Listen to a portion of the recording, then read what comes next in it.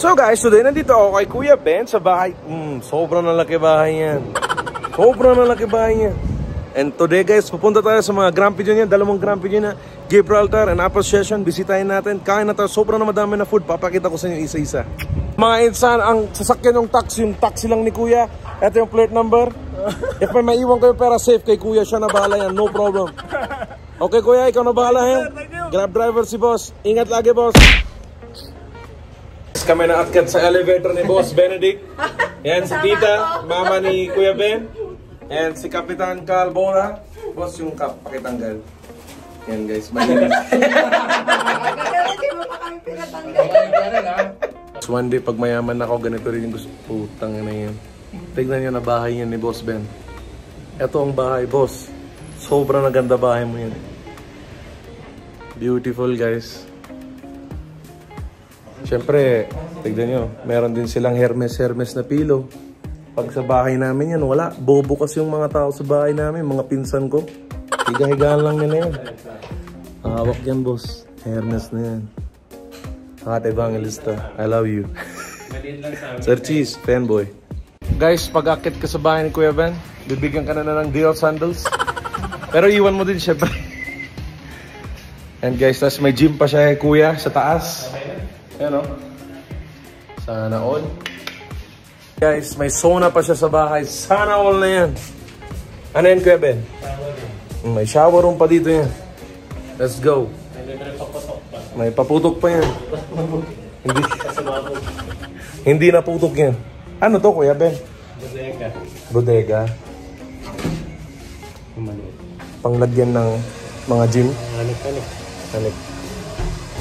Sobrang naganda bahay mo, Kuya Ben. Mga insan, punta na tayo sa Grand Pigeon. So guys, nandito na tayo sa Grand Pigeon, Gibraltar. Pasok na tayo sa loob. Nandito na tayo sa Grand Pigeon, Gibraltar. Shoutout sa Captain. Hello, Tito. Chick boy ng Baguio. Ito yung favorite ko dito, raspberry ice. Tapos ito yung coconut latte na second favorite natin. Pero kay Boss Ben yung isa, syempre hindi naman tayo. Sobra-sobra yan. Diet na yan. My personal favorite na pasta, truffle pasta. Yan. Mekos-mekos na natin yan. Okay mga insan, mekos-mekos na natin yung truffle pasta ni Grand Pigeon. Yun. Okay guys. Wow, dami naman siya. Sobra naman sarap. Meron na sibuyas. Ako na sarap na yan. Ako na gutom na yan. So guys, ako personally, bago ko kakainin to, amoy niyo muna. Sobrang nasarap na amoy niya. Now guys, favorite ko sa Grand Pigeon.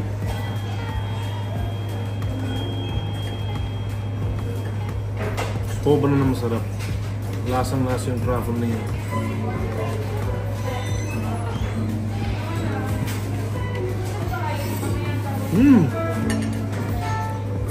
Sarap. Eto mga insan, personal favorite ni Mr. Nobody, Jamaican jerk ni Grand Pigeon. So guys, kunin nyo na yan. Leg piece na wings. Sobrang masarap. Woo! Sobrang na favorite ko yan, Mojos. Guys, yung sauce nito, yung sriracha something, sobrang masarap. Oh. Init na katawan.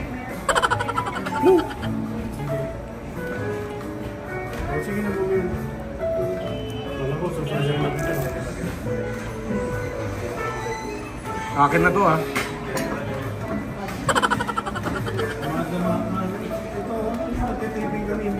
Ito na mga insan, nutty cranberry salad. Sobra na masarap. Bago lang to guys, pero sobra masarap.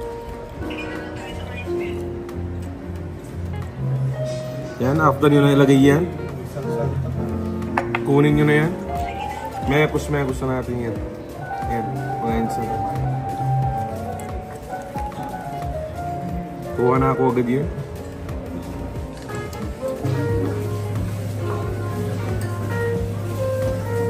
Sarap guys. I suggest pag salad, try nyo to. Cranberry nutty salad na yan.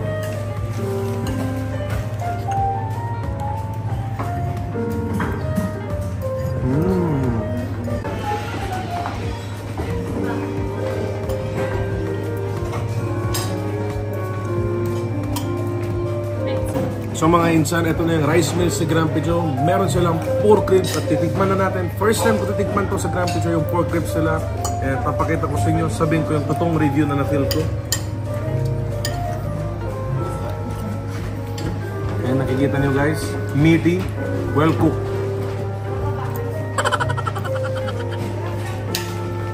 Grabe na naman. Ang sarap. Wala akong kahati dito, no? Akin na to, akin na to. Juicy pa. Tapos malasa, guys. Woo! Sarap sobra. O, yan, guys.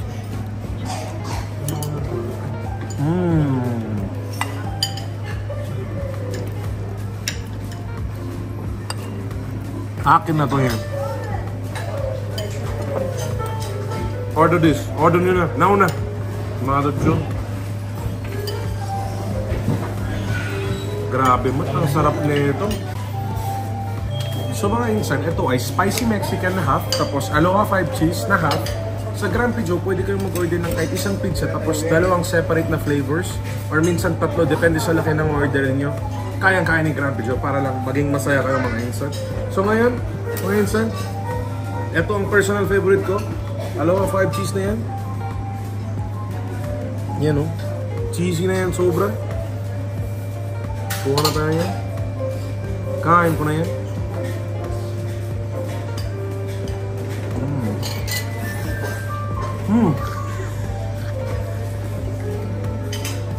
Makatingin na tayo yan. Sorry na mga insan. Gutom na insan nyo. Sarap guys. Aloha 5 cheese, personal favorite. Ito mga insan, spicy Mexican. Kita nyo meron siyang nachos which is very Mexican. Ito guys, ganito ko siya kainin. Ito.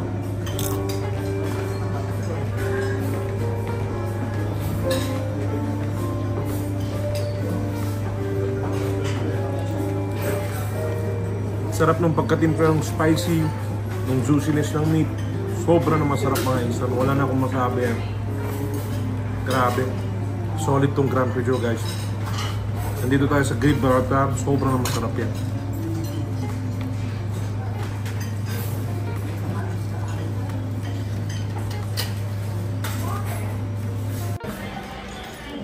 Favorite.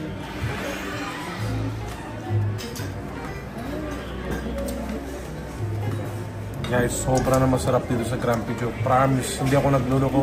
Tapos tignan mo yung service nila.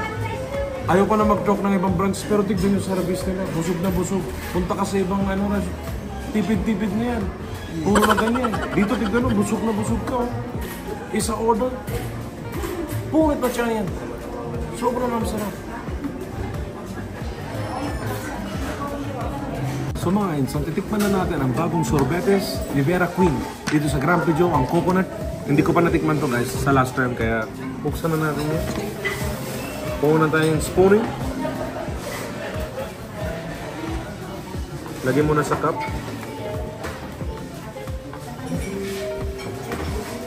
Tigim na natin yun.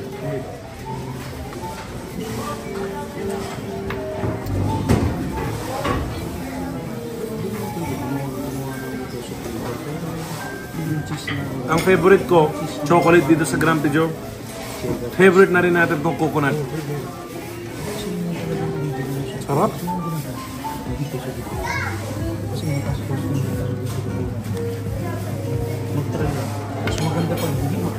Kunin ko na to, kunin ko na sa kotse to kuya. Sarap. Yeah. Ito guys, keso naman.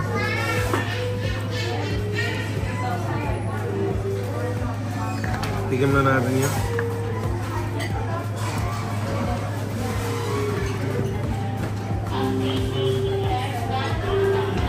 Okay na to ah.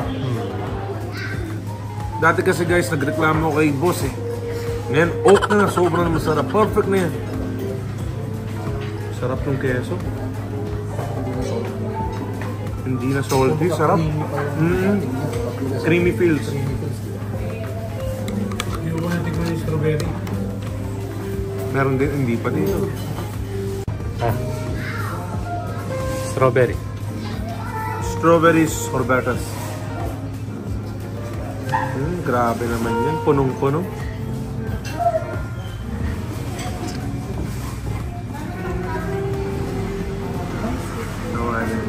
Kain mo yan.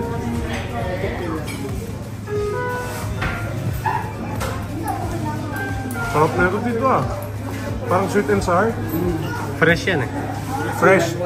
Kung ano yung lasa ng strawberry na nabili, yan na yun. Baguio strawberries. Wow. Support the locals. Let's go. Sarap. Sweet and sour guys. Kung mahilig ka sa sweet and sour, sarap ng strawberry nila. Sabihin mo, fresh. Fresh Baguio strawberry. Fresh strawberry. Pakita mo. Tapos sabihin mo, fresh Baguio strawberry. Fresh Baguio strawberries. Fresh Baguio strawberries na yan mga insan. Sarap po eh. Tangin lang yan. Diba? Nakakalimutan mo name. Hindi naman. Pinaghirapan ko yun.